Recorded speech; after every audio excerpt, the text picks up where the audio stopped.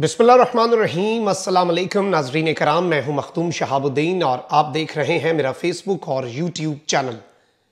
उम्मीद करता हूं आप सब लोग बखैर आफियत होंगे और जहां भी होंगे अपने अहले खाना समेत खुश भी होंगे और महफूज भी। नाज़रीन कराम, सियासी गंद में इस वक्त एक इंतहाई खतरनाक मोड़ आ चुका है और गुज़श्ता 24 घंटों में बात कहीं की कहीं निकल चुकी है और शायद अब चीजों को पॉइंट ऑफ नो रिटर्न पर ले जाने की जो कोशिशें हैं वो इस कदर तेज कर दी गई हैं कि शायद अब इन कोशिशों को रोकना और इस गंद के आगे बंद बांधना नामुमकिन हो जाएगा। क्योंकि DGISPR की वार्निंग को ऐसा लग रहा है कि ना सिर्फ हवा में उड़ा दिया गया है बल्कि मीर जाफर कौन था, और इस वक्त इमरान खान जिस मीर जाफर का जिक्र करते हैं वो कौन है, इस मामले पर एक नया कोहराम मचा हुआ है। इस हवाले से कुछ इनसाइड डिटेल्स हैं, एक मुनज़्ज़म तरीके से क्या कोशिश की जा रही है ये डिटेल्स भी आपके सामने रखनी है। जबकि इस वक्त पंजाब में भी एक बड़ा दिलचस्प मामला हो चुका है और गवर्नर पंजाब उमर सरफराज चीमा जो कि डरावना ख्वाब बने हुए हैं, उनके आखिरी 24 घंटे शुरू हो चुके हैं और इन आखिरी 24 घंटों में अब वो क्या करेंगे, इस हवाले से भी कुछ डिटेल्स मैं एक एक करके आपके सामने रख दूंगा। लेकिन पहले जरा पाकिस्तान के हालात की बात हो जाए, क्योंकि स्टॉक मार्केट जो है तातीलात के बाद पहले रोज जब खुली है तो इसमें बदतरीन मंदी का सामना करना पड़ा है और 1400 पॉइंट्स की तारीखी कमी स्टॉक मार्केट में आई है। डॉलर की आसमान से बातें चल रही हैं, कीमतों में होशरुबा इजाफा हो रहा है, अशियाए खुरोनोश का बहरान इस कदर संगीन हो चुका है कि ऐसी नाअहली की मिसाल इससे पहले पाकिस्तान की तारीख में नहीं मिलती। 3 दोस्त मुमालिक पाकिस्तान की मुआशी मदद से इनकार कर चुके हैं और मुल्क इस वक्त मुआशी दिवालियापन की तरफ गामजन है।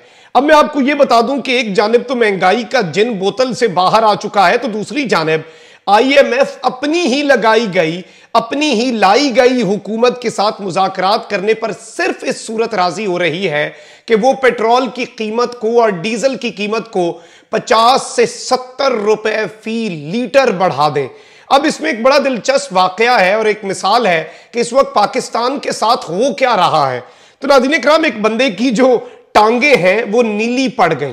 वो आदमी डॉक्टर के पास गया तो डॉक्टर ने कहा कि ये तो बड़ा खतरनाक है, तुम्हारी टांगे नीली हो गई हैं, ये तो नासूर बन चुका है, तुम्हारे जिस्म को, ये पूरे जिस्म को खा जाएगा, तो इसका एक ही हल है कि तुम्हारी टांगें काट देते हैं और इसकी जगह मसनूई टांगें लगा देते हैं।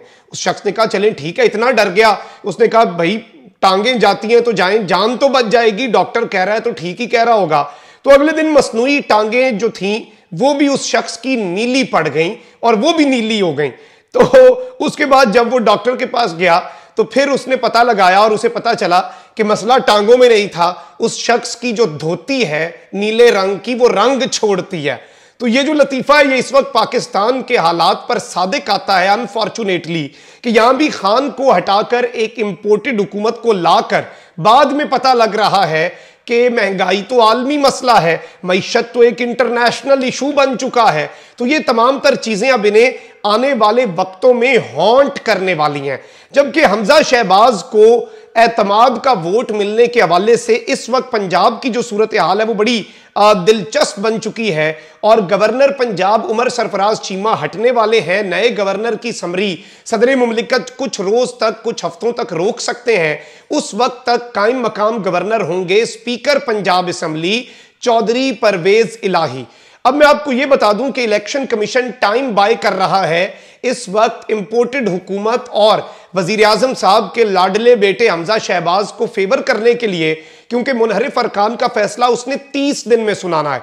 जैसे ही वो डी-सीट होंगे मुनहरिफ अरकान, क्योंकि उन्होंने फ्लोर क्रॉसिंग की, विफाक में नहीं हुई, विफाक में तो इत्तेहादियों के साथ हुकूमत बनी, लेकिन यहां पर तो लोटे चले।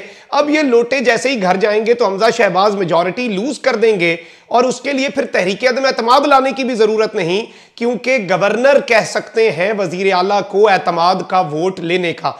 और अगर वो ये ऐसा कह देते हैं तो फिर अगर ये अपने 186 बंदे पूरे नहीं करेंगे जो कि इनके नहीं होंगे तो ये वजीर आला के ओहदे से हट जाएंगे।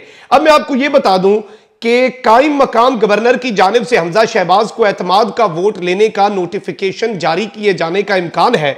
जराये के मुताबिक उमर सरफराज चीमा की सुबकदोशी की सूरत में स्पीकर पंजाब असम्बली चौधरी परवेज इलाही कायम मकाम गवर्नर होंगे। जराये का कहना है कि कायम मकाम गवर्नर परवेज इलाही वजीर आला हमजा शहबाज को एतमाद का वोट लेने का नहीं कह सकते, क्योंकि वो कायम मकाम गवर्नर होंगे, उनके पास मुकम्मल तौर पर वो इख्तियारात नहीं होंगे जो एक गवर्नर के पास होते हैं। दूसरी जानिब जो आईनी माहिरीन है उनका कहना है कि उमर सरफराज चीमा कल रात 12 बजे तक आईनी तौर पर गवर्नर रह सकते हैं। कल रात 12 बजे के बाद गवर्नर पंजाब को आईनी तौर पर ओहदा छोड़ना है। नए गवर्नर की तैनाती सदर मुमलिकत की रजामंदी से मशरूत है। सदर मुमलिकत वजीर आजम की नए गवर्नर की समरी को 24 रोज तक अपने पास रख सकते हैं। अब यह भी इम्कानात जाहिर किए जा रहे हैं कि उमर सरफराज चीमा जाने से पहले साइन कर दें कि हमजा शहबाज एतमाद का वोट लें और उसके बाद उस पर अमल दरामद जो है वो कायम मकाम गवर्नर एक गवर्नर के ऑर्डर्स पर करवाएं और सदर मुमलिकत 24 रोज तक अगले गवर्नर की समरी रोक कर रखें, तो ये एक बड़ा दिलचस्प मामला बन जाएगा। अगला गवर्नर पंजाब कौन होगा, इसमें भी मैं आपको ये बता दूं कि अंदर खाते लड़ाइयां पड़ गई हैं। पंजाब के गवर्नर के ओहदे से पीपल्स पार्टी को पीछे हटना पड़ा है। इमरान खान का प्रेशर इतना बढ़ रहा है कि आपस में लड़ने का वक्त नहीं है, लेकिन लड़ाइयां तो होंगी, क्योंकि नून लीग ने पीपल्स पार्टी को सदर मुमलिकत और चेयरमैन सेनेट का ओहदा देने के लिए ग्रीन सिग्नल दे दिया है। जबकि इस मामले पर अंदरूनी जराये के मुताबिक मौलाना फजलुर रहमान इंतहाई नाला हैं। मौलाना फजलुर रहमान इस वक्त ओहदा ना मिलने पर तप चुके हैं। अलबत्ता पावर शेयरिंग फार्मूले में मौलाना फजलुर रहमान को कुछ भी मिलने की तवक्को नहीं है, जबकि इनकी आपसी लड़ाइयां, आपसी इख्तलाफात, all of this is happening. लेकिन एन इसी मौके पर कल DGISPR का एक प्रेस रिलीज आया। अफसोस की बात यह है, क्योंकि मैंने ये बात कह दी थी कि ये दोनों घरों के लिए है, लेकिन जियो और ये सारे के सारे की इमरान खान की तकरीर का रद्द-ए-अमल, खुदा का खौफ करो, बयान तो तुम लोग खुल के देते रहे हो। शहबाज शरीफ कल कहते हैं कि जो फौज के खिलाफ बोलेगा उसके खिलाफ कार्रवाई होगी, तो क्या वो अपनी भतीजी को और अपने बड़े भाई को गिरफ्तार करवाएंगे? क्योंकि सबसे ज्यादा तो फौज के खिलाफ वो बोलते आए हैं, वो तो इस मज़ाहमत का इस्तारा बन चुके हैं, वो तो पाकिस्तान की फौजी लीडरशिप के नाम लेकर उन्हें अवामी कटहरे में लाकर खड़ा करते रहे हैं। लेकिन कल नून लीगी साफी जो हैं वो भी मैदान में डटे रहे। और आप ये देखें कि एक जानिब फौज की तरफ से कहा गया कि सियासत में ना लाएं, ये फौज को मजीद सियासत में ला रहे हैं इस बात को डिस्कस करके। मैं इनकी कुछ वीडियोस जो हैं, इनके पूरी जो ब्रिगेड है एक नून लीग की, मरियम बीबी की, उसकी आपके सामने एक मैं झलकियां रख देता हूं ताकि ये एक्सपोज हो जाए और कोई हुज्जत ना रहे और सबूतों के साथ आपके सामने मामलात रखे जाएं। सबसे पहले आप ये तलत हुसैन का देखें। मीर जाफर कौन? क्योंकि सिराजुद्दौला का सिपा सालार था, तो क्या इमरान खान का सिपा सालार भी मीर जाफर है? इन्होंने इसे डिस्कस किया। एक और शख्स, मीर जाफर कौन? इमरान खान ने आखिरी हद भी तोड़ दी। PTI दर्दनाक अंजाम की तरफ बढ़ने लगी और एबटाबाद का सबसे छोटा ग्राउंड भी भरा ना जा सका। अच्छा, आगे सुने जी, सलीम साफी क्या कहता है? PTI के साथ बहुत कुछ होने जा रहा है। एस्टैब्लिशमेंट इमरान खान को पहचान चुकी है, वापस नहीं लाएगी। ये कितना बड़ा इल्जाम है। एस्टैब्लिशमेंट कह रही है हम सियासी नहीं है, सलीम साफी कह रहा है एस्टैब्लिशमेंट इमरान खान को पहचान चुकी है, अब इमरान खान को वापस नहीं लाएगी। यानी लाती है तो एस्टैब्लिशमेंट लाती है, आपके कहने का मतलब है 2000 के अवाइल वाली हालत में लाकर छोड़ दिया जाएगा और सियासत खत्म हो जाएगी। यानी जिस तरह की इमरान खान की सियासी कदर कीमत साल 2000 में थी, वही हाल किया जाएगा। अच्छा जी, ये एक और शख्स कहता है इनका कि इमरान खान की सप्लाई लाइन खत्म करने का फैसला, अहम तबादलों का इम्कान। यानी कि ये भी फौज को सियासत में घसीट रहे हैं कि इमरान खान की सप्लाई लाइन कौन है जिसे ये रावलपिंडी तैनात करेंगे, किसे नहीं पता। फिर जी एक और कहता है कि जस्टिस खोसा ने नवाज शरीफ से माफी मांग ली, क्वेश्चन मार्क।